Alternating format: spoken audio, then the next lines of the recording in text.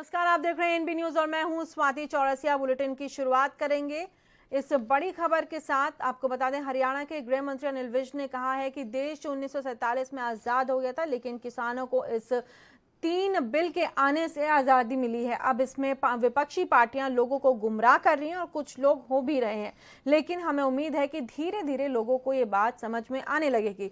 इस बिल से किसानों को फायदा और तरक्की होगा। उन्होंने और क्या कुछ कहा, सुनाते हैं आपको उनके इस बयान में।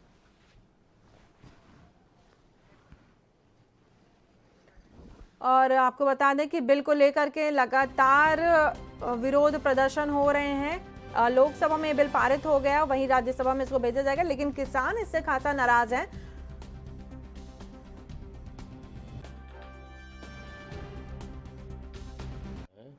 कि ये किसानों की तरक्की के लिए है। हिंदुस्तान तो आज़ाद हो गया था 1947 में, लेकिन किसानों को आज़ादी मिली है अब ये 3 अध्यादेश आने की वजह से। अब इसमें विपक्षी पार्टियां गुमराह कर रही हैं और कुछ लोग गुमराह हो भी जाते हैं, और हमें उम्मीद है कि धीरे धीरे सबको ये बात समझ में आएगी और इससे किसानी को फ़ायदा होगा, किसान आगे बढ़ेगा और किसान तरक्की करेगा। कांग्रेस नेता पवन कुमार बंसल ने कहा कि कृषि बिल किसान विरोधी बिल है। देश में ये पहली बार हुआ है कि किसी सरकार ने किसान विरोधी कदम उठाया हो। ये बिल सिर्फ बड़े व्यापारियों के हक में है जो गरीब किसानों का फसल कम कीमत में छीन लेना चाहते हैं। आपको बता दें कि जो गरीब किसान है उनकी फसल को छीनने की बात की है। आप ये प्रोत्साहन की बात कर रहे हैं और उन्होंने क्या कुछ कहा है ये आपको हम सुनाते हैं। महीने में ये बिल जो ये विधेयक कल पास किए हैं, ये किसान या छोटे व्यापारी के बिल्कुल खिलाफ हैं, विरोधी हैं उनके। और ये पहली बार हुआ है कि हिंदुस्तान में किसी सरकार ने किसान विरोधी कोई कदम ऐसा उठाया हो। आज के दिन ये कह रहे हैं कि मिनिमम सपोर्ट प्राइस वगैरह रखेंगे, लेकिन वो बिल्कुल बेबुनियादी बात है। कल को अगर मिनिमम सपोर्ट प्राइस नाम रखा, उसको कभी बढ़ाया नहीं, 10 साल तक भी कहाँ रहेगा।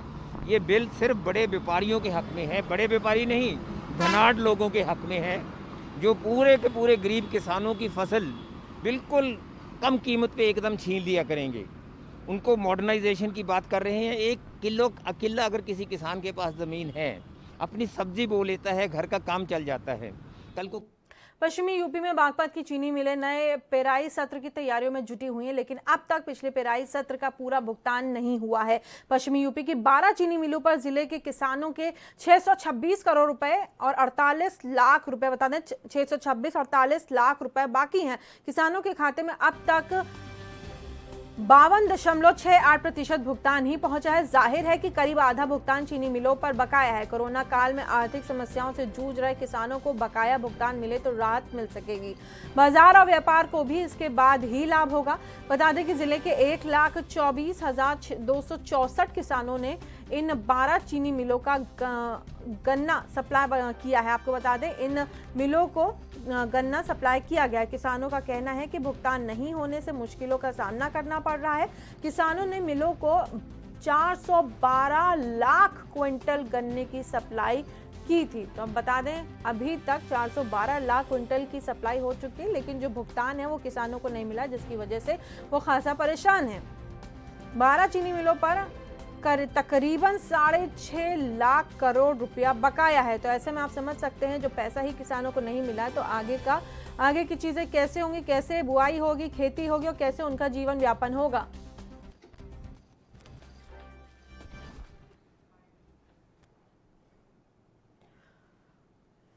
देश भर में किसानों और विपक्ष की विरोध और दूसरी ओर बिहार चुनाव की तैयारी के बीच भारतीय जनता पार्टी के राष्ट्रीय प्रवक्ता संबित पात्रा ने प्रेस कॉन्फ्रेंस का आयोजन किया। इस दौरान उन्होंने विपक्ष के कई सवालों का जवाब देते हुए विपक्ष पर उन्होंने निशाना साधा है। और बिहार के भारतीय जनता पार्टी के यूनिट का धन्यवाद करता हूं कि इस प्रकार का उन्होंने एक दूरदर्शिता दिखाई। बंधुगण, वैसे तो राजनीतिक प्रेस कॉन्फ्रेंस है।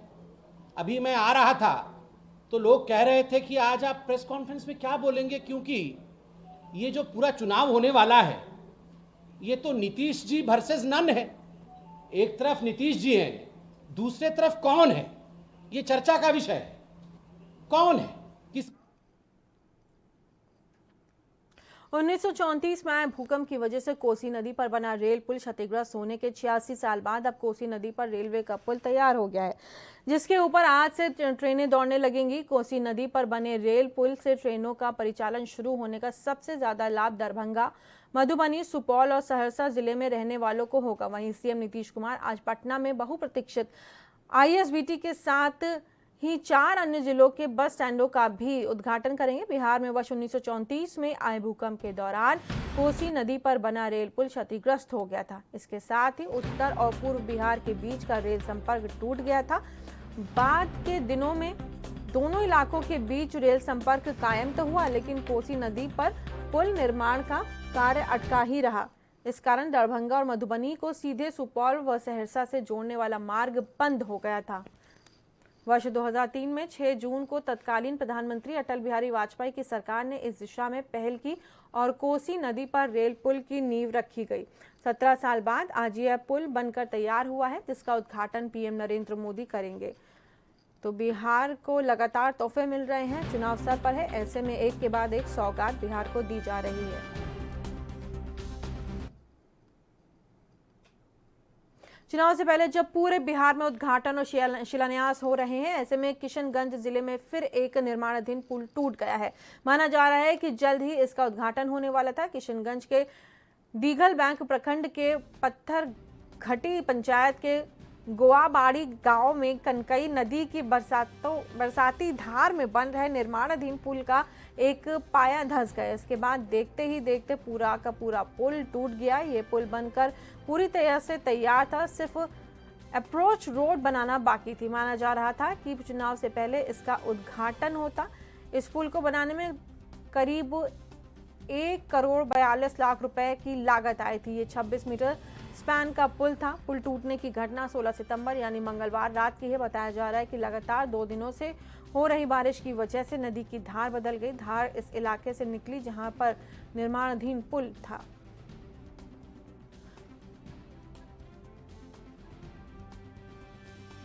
तो बिहार सरकार की एक बार फिर से किरकिरी हुई है। लगातार इस साल ऐसे कई पुल टूटे हैं। आपको बता दें, ये तो निर्माणाधीन पुल था, लेकिन इससे पहले भी एक पुल जो बन चुका था, पूरा तैयार था, उसका उद्घाटन कुछ दिन पहले हुआ था। वो खुद बिहार के मुख्यमंत्री नीतीश कुमार ने उसका उद्घाटन किया था, लेकिन वो भी टूट गया था। बिहार में जब बारिश आई तो वो पुल भी टूट गया था। तो ऐसे में सवाल उठता है कि किस तरीके का सामान का इस्तेमाल किया जा रहा है पुल को बनाने में, और ये कितना बड़ा सवाल खड़े करते लोगों की सुरक्षा के ऊपर जो उस पुल से कभी गुजरे होंगे या गुजरने वाले होंगे। ऐसे में अगर ये हादसा तब होता तो बड़ा नुकसान हो सकता था।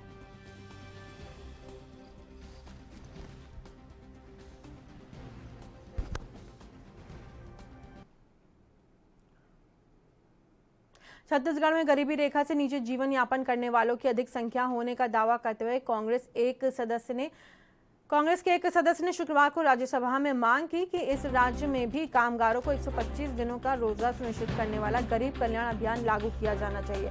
शून्यकाल में यह मुद्दा उठाते हुए कांग्रेस सदस्य KTS तुलसी ने गरीब कल्याण रोजगार अभियान और इसे लागू करने के तरीकों की सराहना की। उन्होंने कहा, इसके तहत 125 दिनों का रोजगार मजदूरों को दिया जा रहा है, लेकिन इस योजना के लिए 6 राज्यों को ही चुना गया। तुलसी ने कहा कि छत्तीसगढ़ को इस योजना में शामिल नहीं किया गया है, जबकि वहां इस योजना की बहुत ज्यादा जरूरत है। उन्होंने कहा कि कोरोना वायरस का संक्रमण फैलने से रोकने के लिए पिछले दिनों लागू लॉकडाउन के कारण 5 लाख से अधिक प्रवासी मजदूर रोजगार गंवाकर वापस छत्तीसगढ़ लौटे हैं। तुलसी ने जानना चाहा कि आखिर ऐसे कौन से कारण थे जिनके चलते छत्तीसगढ़ को गरीब कल्याण रोजगार अभियान से वंचित कर दिया गया।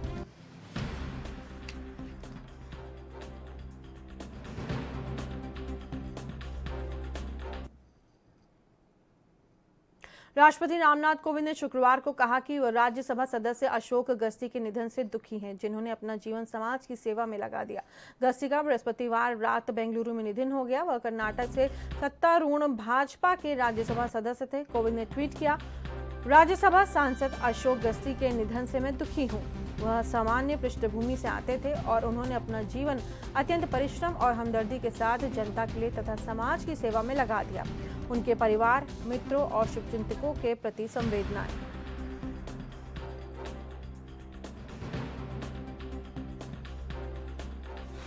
तो आपको बता दें, राष्ट्रपति कोविंद ने राज्यसभा सांसद गस्ती के निधन पर दुख जताया है। राष्ट्रपति रामनाथ कोविंद ने शुक्रवार को कहा कि राज्यसभा सदस्य अशोक गस्ती के निधन से दुखी हूं, जिन्होंने अपना जीवन समाज की सेवा में लगा दिया। गस्ती का बृहस्पतिवार रात बेंगलुरु में निधन हुआ था। कर्नाटक से सत्तारूढ़ भाजपा के राज्यसभा सदस्य थे। कोविंद ने ट्वीट करके उनके बारे में ये संदेश लिखा।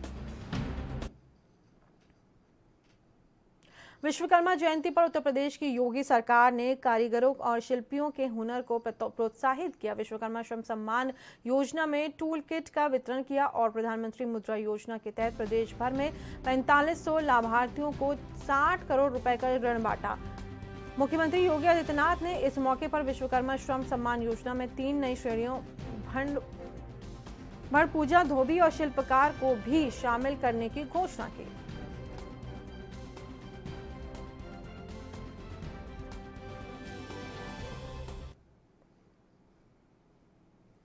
शिक्षा अधिकार अधिनियम के तहत 8वीं कक्षा तक के स्टूडेंट्स को अगली कक्षा में प्रमोट कर दिया जाता था। 8वीं तक के किसी भी स्टूडेंट को फेल करने का प्रावधान नहीं था, लेकिन अब राजस्थान सरकार ने इस एक्ट में संशोधन किया है। इसके तहत अब 8वीं में बेहतर प्रदर्शन नहीं करने वाले छात्रों को पहले सप्लीमेंट्री परीक्षा देनी होगी और अगर कोई स्टूडेंट इस परीक्षा में सफल हो जाता है तो फिर वह अगली कक्षा में जा सकता है। लेकिन अगर कोई छात्र सप्लीमेंट्री परीक्षा में भी असफल होता है तो उसे 8वीं कक्षा में दोबारा ही पढ़ना होगा। ये जानकारी राज्य के शिक्षा मंत्री गोविंद सिंह डोटासरा ने ऐलान किया है। आपको बता दें, उन्होंने इस बारे में ट्वीट करके जानकारी दी। तो अब छात्रों के लिए परीक्षाएं थोड़ी कठिन होंगी। आपको बता दें, अगर 8वीं में वो सफल होते हैं तभी उनको 9वीं क्लास में भेजा जाएगा, अन्यथा उनको 8वीं क्लास में पहले एक सप्लीमेंट्री परीक्षा भी देनी होगी। अगर वो नहीं पास कर पाते तो उसके बाद उनको उसी क्लास में रहना होगा, यानी कि 8वीं की परीक्षा 8वीं में ही पढ़ना होगा, अगला साल भी 8वीं में ही बिताना होगा, उसकी परीक्षा दे के उसमें सफल होना होगा और उसके बाद वो 9वीं में जाएंगे।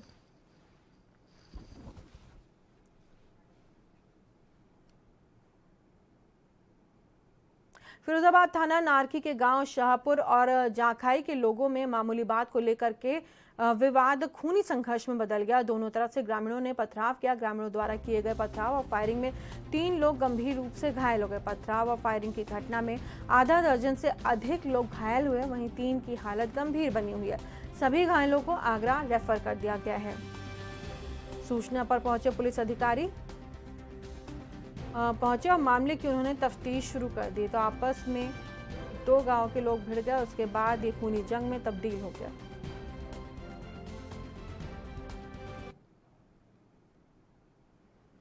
और यहाँ रुकेंगे एक बहुत छोटे से ब्रेक के लिए। आप बने रहिए एएनबी न्यूज के साथ।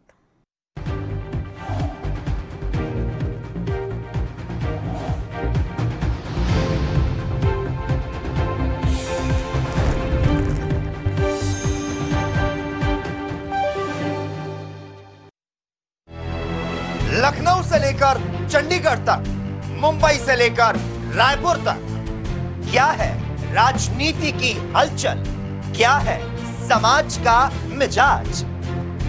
राजधानी लाइव, हमारी नजर, आपका फैसला, हर रोज सुबह 8 बजे सिर्फ एएनबी न्यूज पर। क्या आप दुबले पतले कमजोर हैं, आपकी सेहत नहीं बनती, भूख कम लगती है, वजन नहीं बढ़ता? दरअसल मेन बात खाना पीना खाना नहीं है, मेन बात है खाया पिया लगना। और अगर खाया पिया लगेगा ही नहीं तो सेहत बनेगी कैसे? इसलिए हमारी संस्था सन्यासी आयुर्वेदा ने एक ऐसी दवा बनाई है जो कि आपके पाचन तंत्र को, आपके लीवर सिस्टम को ठीक करने का काम करती है, ताकि आप जो भी खाएं उसका पूरे का पूरा निचोड़ आपके शरीर को लगे, आपकी भूख बढ़े, खाया पिया सही से लगे, नया खून बने, हड्डियों में जान आए, वजन बढ़े, ताकत बढ़े, चेहरे पर नूर आए और आप मोटे तगड़े खूबसूरत पर्सनैलिटी के मालिक बन जाएं। यह दवा पूरी तरह से आयुर्वेदिक होती है। इसका शरीर पर कोई भी साइड इफेक्ट, कोई भी नुकसान या दुष्प्रभाव नहीं होता। लड़के लड़कियां दोनों इसका इस्तेमाल कर सकते हैं और पहले 15 दिन के अंदर ही आपको इसका असर महसूस हो जाएगा। सिर्फ 650 रुपए की पूरे 1 महीने की दवा होती है और आप इसे घर बैठे 01145454545 पर फोन करके दवा मंगवा सकते हैं। सबसे अलग अंदाज, हम बनेंगे आपकी आवाज, सवालों की धार, खबरों की बौछार, सिर्फ मेरे साथ एएनबी न्यूज पर।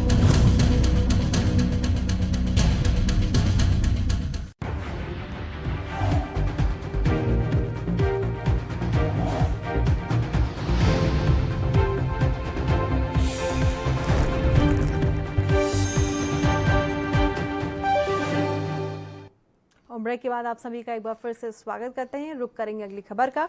प्रदेश में बदमाशों के हौसले थमने की बजाय लगातार बढ़ते जा रहे हैं, जहां आए दिन चोरी, लूट, हत्या, बलात्कार जैसी खबरें सामने आ रही हैं। एक ऐसा ही ताज़ा मामला यूपी के मुजफ्फरनगर से सामने आया है, जहां मेडिकल संचालक अर्जुन कर्णवाल पर गोलियां चलाई गईं। वहीं वारदात को अंजाम देकर आरोपी मौके से फरार हो गया। बताया जा रहा है कि घर पर जाते वक्त बदमाशों ने मेडिकल संचालक को गोली मारी। आनन फानन में परिजन घायल को अस्पताल लेकर पहुंचे, जहां इलाज के दौरान घायल की अस्पताल में ही मौत हो गई। मौत की खबर सूचना मिलते ही परिजनों ने कोहराम मचा दिया। फिलहाल पुलिस ने मामला दर्ज कर आरोपी की तलाश शुरू कर दी है।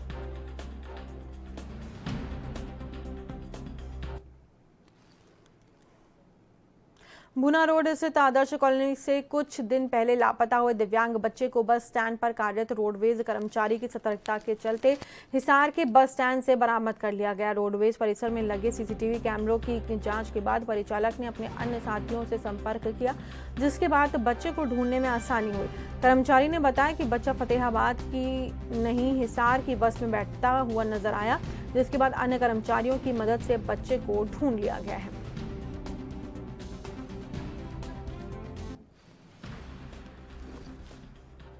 कौन सी बस गई थी उस समय, प्राइवेट बस के परिचालक से बात की फ़ोन पर, तो वो परिचालक ने बताया कि हाँ इस जो मैंने उसको हुलिया बताया उस हिसाब से उसने बताया कि हाँ ऐसा लड़का हिसार मेरे साथ गया था और वो बच्चा हिसार उतरकर पीछे की साइड जो पूरा छोटा गेट है उस गेट की तरफ गया था। तो सर आज सुबह ही मेरे को ये न्यूज़ मिली कि वो बच्चा मिल गया है, तो सर बहुत खुशी हुई कि हमारे एक छोटे से प्रयास से वो बच्चा मिला, किसी माँ को उसका लड़का दोबारा मिला है, बहुत खुशी। कोरोना से जंग जीतने और राज्यसभा सदस्य के रूप में शपथ लेने के बाद झामुमो सुप्रीमो शिबू सोरेन रांची वापस लौट आए हैं। मुख्यमंत्री हेमंत सोरेन स्वयं उन्हें रिसीव करने के लिए एयरपोर्ट पहुंचे थे, लेकिन दिल्ली से रांची लौटने के बाद एयरपोर्ट पर पहुंचे हेमंत सोरेन ने शिबू सोरेन का स्वागत किया और खुद ही अपनी गाड़ी चलाकर उन्हें अपने आवास ले गए। बता दें कि कोरोना संक्रमित होने के बाद रांची के मेदांता अस्पताल में शिबू सोरेन को भर्ती किया गया था, जहां स्थिति बिगड़ने के बाद उन्हें दिल्ली स्थित मेदांता भेजा गया था। वहां से स्वस्थ होने के बाद उन्होंने राज्यसभा सदस्य के रूप में शपथ ग्रहण कर राज्य वापस लौटे हैं।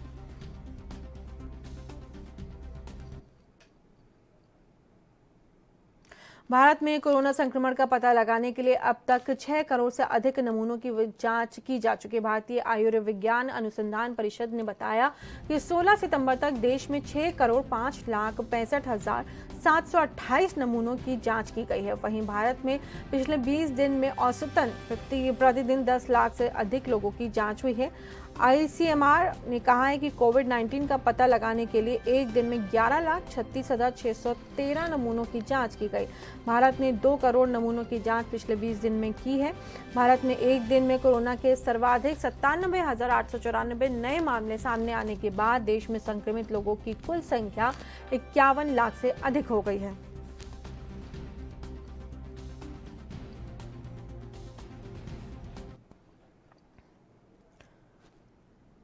तो आपको बता दें कि बीते दिनों जिस तरीके से कोरोना का पूरे देश भर में हाहाकार मची हुई है कोरोना की वजह से, ऐसे में लगातार ज़्यादा से ज़्यादा जांच करने की कोशिश की जा रही है। भारत में कोरोना संक्रमण का पता लगाने के लिए आपको बता दें जांच शुरू की जा चुकी है और तकरीबन 2 करोड़ लोगों की जांच की जा चुकी है, ऐसा ये बताया है आईसीएमआर ने।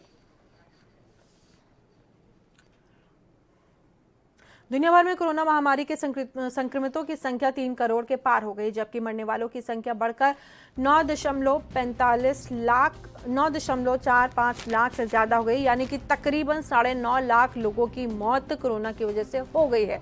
बता दें कि कोरोना ने सबसे ज्यादा तबाही अमेरिका और भारत में मचा रखी, तो वहीं भारत में सिर्फ 24 घंटे में 97,000 से ज्यादा कोरोना संक्रमित मिले हैं। अगर कोरोना से जान गंवाने वालों की बात करें तो अभी तक इस महामारी से 84,000 से ज्यादा लोगों ने जान गंवा दी है। देश में कोरोना का अब कुल आंकड़ा 52 लाख के पार पहुंच चुका है।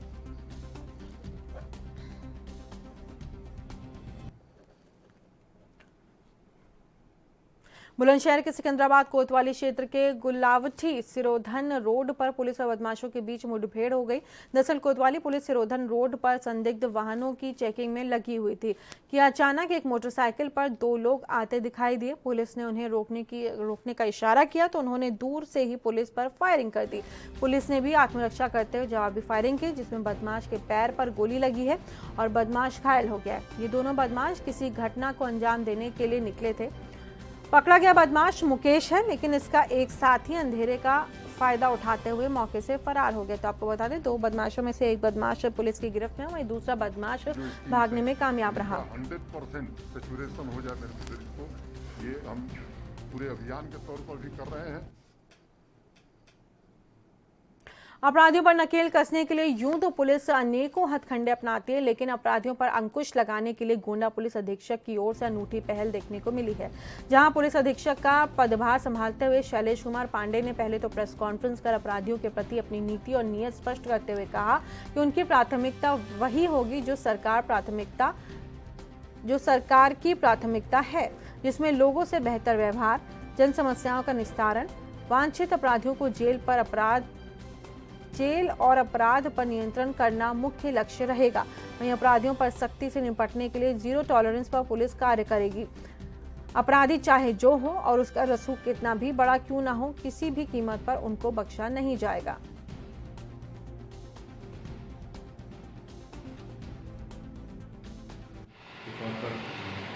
योगदान दिया। हमारी प्राथमिकताएं वही रहेंगी जो सरकार और शासन की प्राथमिकताएं हैं, जिसमें लोगों से अच्छा व्यवहार, जन समस्याओं का त्वरित और गुणवत्तापूर्वक निस्तारण, अपराधियों पर सख्त से सख्त कार्रवाई, अपराध पर नियंत्रण, जो भी अपराध में उनका शीघ्र अनावरण, मुलजिमों की गिरफ्तारी, उसके ट्रायल की मॉनिटरिंग, जिससे कि उसको हम लोग टाइम बाउंड मैनर में सजा दिला सकें। महिलाएं, बच्चे, वृद्ध व्यक्ति, वीकर सेक्शंस के लोग हैं, उनके हितों की रक्षा, उनकी सुरक्षा, उनके विरुद्ध होने वाले अपराधों को कम करना और साथ ही साथ जो अपराध हुए हैं उनकी शीघ्र विवेचना करके दोषियों के विरुद्ध कार्रवाई और फास्ट ट्रैक करके जो दोषी हैं उनको। और इस बुलेटिन में फिलहाल इतना ही। देश और दुनिया की तमाम बड़ी और अहम खबरों के लिए आप बने रहिए ANB न्यूज़ के साथ।